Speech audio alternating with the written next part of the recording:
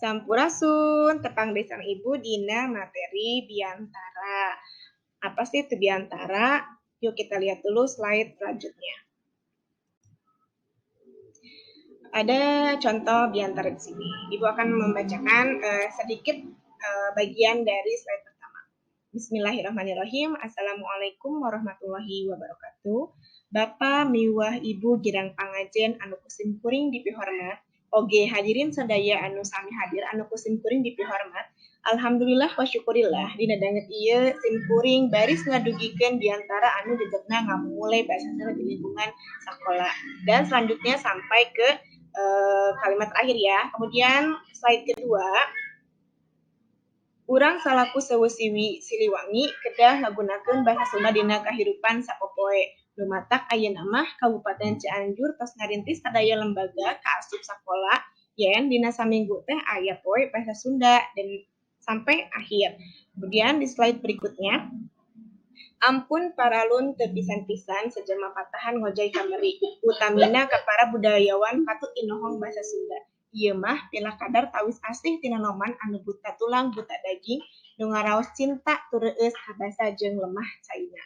Cag wabillahi taufiq wal hidayah. Wassalamualaikum warahmatullahi wabarakatuh. Itu adalah 3 bagian dari Biantara. Slide selanjutnya adalah kalau begitu apa sih Biantara itu? Biantara yaitu bercerita di depan banyak orang. Kemudian ada beberapa metode yang bisa digunakan untuk menyampaikan Biantara atau pidato. Yang pertama ada metode nalar atau ngapalkeun. Biantara yang ditalar itu sesuai dengan teks yang sudah disusun sebelumnya. Yang kedua ada metode maca naskah, di mana metode ini membaca semua yang ada di teks, di dalam teks. Kemudian ada metode ekstemporan. Ekstemporan ini catatan kecil.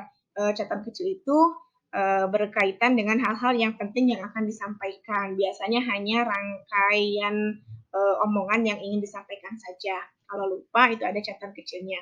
Ada metode dadakan. Kalau metode dadakan, Biantara langsung atau pidato langsung tanpa menyiapkan teks apapun. Jadi langsung berbicara atau langsung berpidato. Kemudian ada struktur Biantara. Di sini ada bubuka, biasanya terdiri dari salam bubuka, mukodimah, salam penghormat ke hadirin yang sudah hadir, dan mengucapkan terima kasih kepada hadirin yang sudah hadir.